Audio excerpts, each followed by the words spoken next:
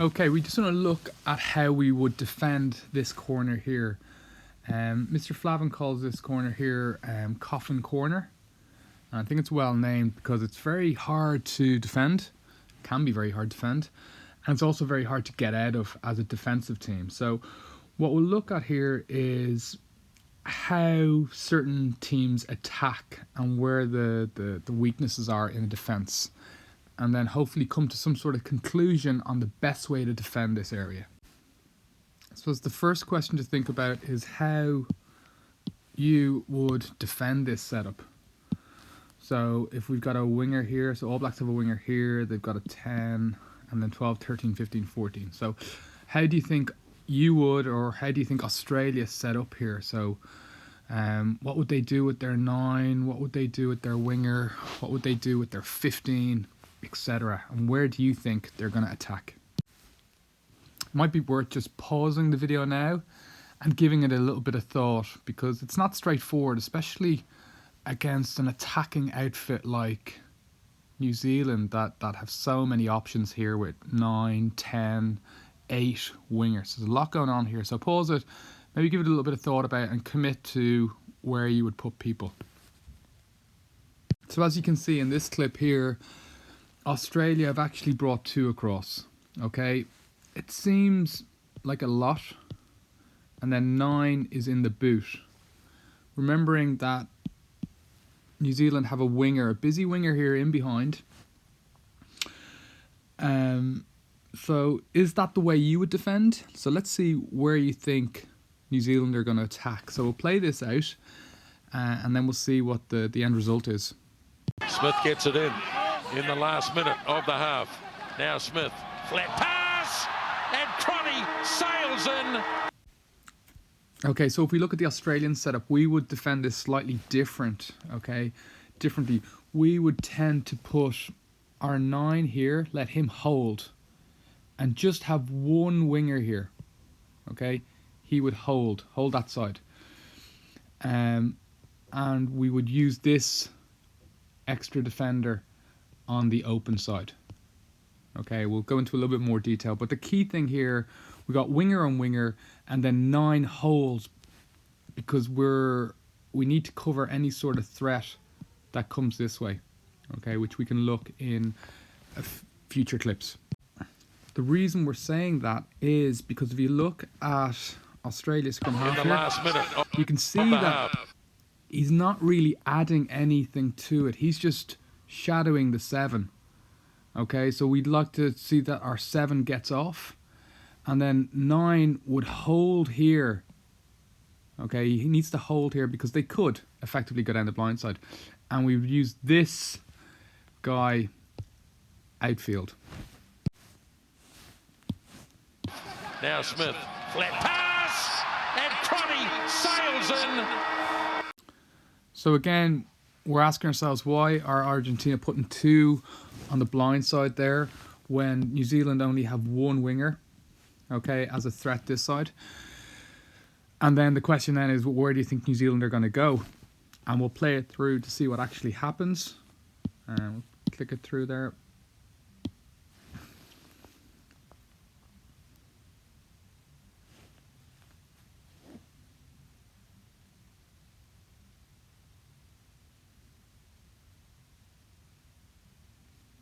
Okay, and the space is out wide in that situation.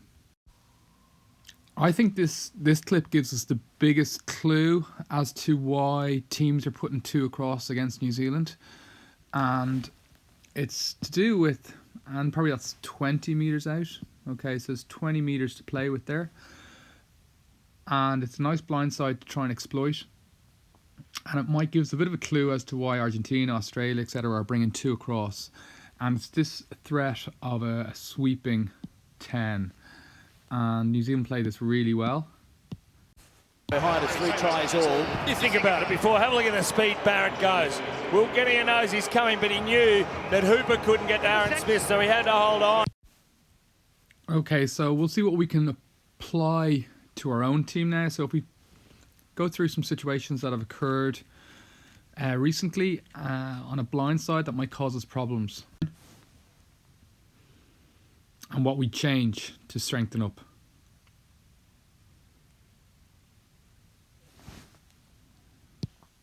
Okay, so if we look at the first thing that we could change, it's the role of the 9. I'm in agreement with Darren Hudson. Darren talks about the 9 not being effective here as he only shadows the flanker, and it's true in this situation. So I'm inclined to just have the 9 in this position and give him the role of looking after blindside. So anything that comes down this side, the 9 and the winger look after it. Okay, as opposed to asking the 9 to do kind of 2 jobs in this coffin corner area. So give him the sole responsibility of looking after the blind side with the winger. If that's the case, then 7 will have a really big job here to look after first threat. So is that an 8 breaking? 7 would look after it. Is it 9 breaking? 7 would look after it. So really, and then 10 in this situation will just have to have first attacker. Okay, but the key difference that we would make is 9 would look after that blind side. Okay, that's his sole responsibility when they have a winger here. And this is a really good attacking platform. And I think, you know, if Marys were to play it again, they probably like, you know, if they had this winger a little bit wider, okay, if they had this winger a little bit wider, that could cause us more problems. And also, let's not be, you know, forgetful of what a racy 10 could do here. So in that situation, that there could pose us problems. So I would look at, and this is open to debate, I think the best person there, I think 10, you know, would have to see that early and get outside the 9 there and just connect with the winger. This is one from the archives. This is a Bristol play. It's 8 pivot to 7 with the winger outside, and the 9 does a really important job here of just kind of blocking off their 9. So we'll play it through.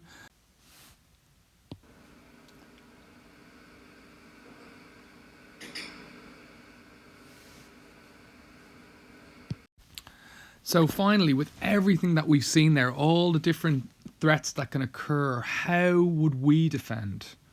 Okay, so if we look at this clip here, we see there's a busy winger here. Okay, so that's our busy winger. We would have 11 there. 9 would come around, and his sole job is to look after the blind side, okay, with this winger. So anything that comes down here, 9 needs to look after, okay. 7 has a really important job here of looking after first threat. So 8 to 9, whatever it is, and then connecting with 10. And then after that, it's man on. You're looking after your zones. The interesting thing would be what to do with your 15. Depending where you are, you know, if you're right on the 5 meter, he's going to be looking after that zone there. But again, that's food for thought. These are things that can be changed. But as it stands, that's kind of what we're looking at there. Okay, so the main change is 9 looks after the blind side, 11 will be here. We wouldn't do what other teams have been doing in the sense of bringing 2 across. Okay, if we felt there was a threat of, you know, the opposition 10 sweeping, I think this guy has to be aware to it. Okay, he's our key guy there. Okay, and then the awareness has to have this knock-on effect also. Okay, so that's our current thoughts on it, or my current thoughts on it. But I'd love to hear, you know, we can't defend everywhere, and there is going to be some built-in weaknesses there. But I'd be interested to hear people's thoughts on how we could improve this or change it. Okay, so let's try and be black and white here with regards to Coffin Corner, what we're doing. So let's say attack have no winger on the blind side. Okay, so he's over here. What do? We've still got maybe 10, 15 meters. We have to keep the 14 there. okay? And we still have to keep the 9 here, because if we can think of a Mary situation, you know, where the 8 breaks, or, you know, an 8-7 pivot, anything like that, we could still be exposed with a big blindside there. So in that situation there, you know, anything greater than 10 meters, 9 meters, okay, we need to have 9 and 14 there. And 9 can really try and hurt his opposite number here by trying to spoil. That's where he'd try to spoil in that situation here when there's no winger blind. A possible exception to that would be maybe if we were really tight here. Okay, so really tight here. 9 would still go here, and then we could bring winger to there and just go push 1 out. Okay, push 1 out. Like, so really, I'm talking like 5 meters, like right there where 9 is under no real threat regards anything coming down the blind side. The 6 can look after that. So that would be the exception, where we wouldn't necessarily have a winger across. The next possibility, as we saw in the video, is that if the opposition do have an attacking winger here that's busy, we have to keep 9 on this side and 14. Okay, and again, that's with anything kind of greater than 10 meters in around there. We have to keep those 2, because there's all sorts of threats that we could get hit with. 7 has a huge job here, as does the scrum, to keep it square. Then from then on, it's pretty much man on. 7 looks after first, 10 second, 12, and so on. Okay. Okay, so now we're getting into a bigger blind side here, maybe 15 to 20 meters. The opposition could have a winger out here. Again, as standard, we keep 9 on this side and 14 here. Okay, and same roll.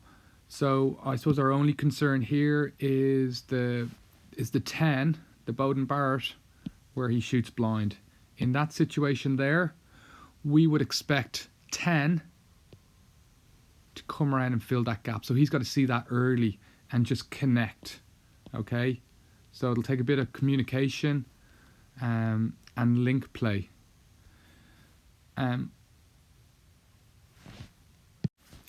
The next example there is maybe where they've got 2 across, so they've got 2 attacking backs across. In that situation there, we would have to bring 2 backs across, and it just seems to me the easiest for the 10 to move across. Okay, as opposed to kind of asking the 15, it's just seems the easiest solution there. 10 goes across if they bring 2 across. 9 still holds blindside, and then we have 15 in behind. So maybe the last situation that we'll look at here is maybe if the attack have 3 across. So we would more than likely bring 3 across. So we do a 3-3 split.